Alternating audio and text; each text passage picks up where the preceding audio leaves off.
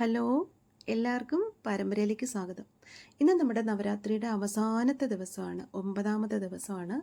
ഇന്നത്തെ പ്രസാദം എന്ന് പറയുന്നത് തവിയപ്പമാണ്. നമ്മുടെ ഉണ്ണിയപ്പത്തിൻ്റെയൊക്കെ വേറൊരു വേർഷൻ എന്ന് വേണമെങ്കിൽ പറയാം.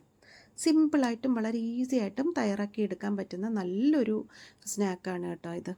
അപ്പോൾ അതെങ്ങനെയാണ് ചെയ്യുന്നതെന്ന് നോക്കാം. നമ്മുടെ ആവശ്യത്തിന് ഉള്ള എത്ര അപ്പം വേണോ അതിനാവശ്യമുള്ള ഇപ്പോൾ അരക്കപ്പ് അരിമാവ് എടുക്കുകയാണെങ്കിൽ അരക്കപ്പ് ഗോതമ്പ് മാവും കൂടെ ഇടുക. ആവശ്യമുള്ള മധുരം ഇട്ട് കൊടുക്കുക, ശർക്കര ചീകിയത് ഇട്ട് കൊടുക്കുക, ഒരല്പം സോഡാപ്പൊടി ഇട്ട് കൊടുക്കുക. അത് മാവ് അങ്ങോട്ട് ഒന്ന് യോജിപ്പിച്ച് മാറ്റി വയ്ക്കുക. എന്നിട്ട് നമുക്ക് ചെറുപഴമാണ്, നല്ല പഴുത്ത ചെറുപഴം ഉണ്ടെങ്കിൽ അത് ഒരു 4-5 പഴം, ഒരു 6-7 പഴം വരെയൊക്കെ ഇടാം.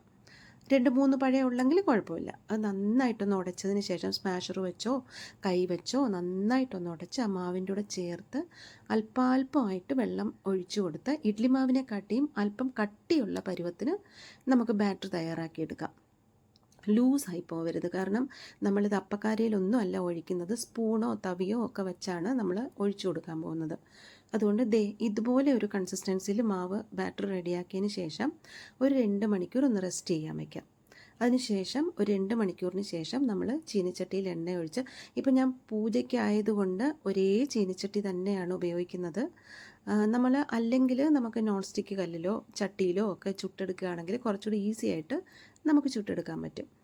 അപ്പം അങ്ങനെ നന്നായിട്ട് ഇത് പുറമൊക്കെ നല്ല ക്രിസ്പി ആയിട്ട് വരും കേട്ടോ. അകത്തൊക്കെ നല്ല സോഫ്റ്റുമാണ്, നമുക്ക് കാണുമ്പോൾ തന്നെ അറിയാം. പക്ഷേ ടേസ്റ്റ് ചെയ്ത് നോക്കാൻ പറ്റില്ല.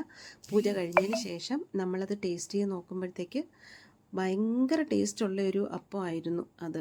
നമുക്ക് പ്രസാദം എന്ന് മാത്രമല്ല, നമുക്ക് ചായക്ക് സ്നാക്സ് ആയിട്ടും കുട്ടികൾക്ക് കഴിക്കാനൊക്കെ ഉണ്ടാക്കി വെച്ചിരുന്നാൽ ഇതൊരു ഒരാഴ്ച വരെയൊക്കെ നമുക്ക് ഡപ്പിയിലൊക്കെ ഇട്ട് അടച്ച് വെച്ചേക്കാം. നല്ല ടേസ്റ്റുള്ള ഒരു ഡിഷാണ് കേട്ടോ. അപ്പം നിങ്ങൾ ഇത് ഒന്ന് വീട്ടിലൊന്ന് ഉണ്ടാക്കി നോക്കിയതിന് ശേഷം ഇഷ്ടപ്പെടുകയാണെങ്കിൽ ലൈക്ക് ചെയ്യാനും കമൻറ്റ് ചെയ്യാനും സബ്സ്ക്രൈബ് ചെയ്യാനും മറക്കല്ലേ. അപ്പം ഇതുപോലെ സിമ്പിളായിട്ടുള്ള വേറെ നല്ല റെസിപ്പി ആയിട്ട് വരാം. Have a good day. By.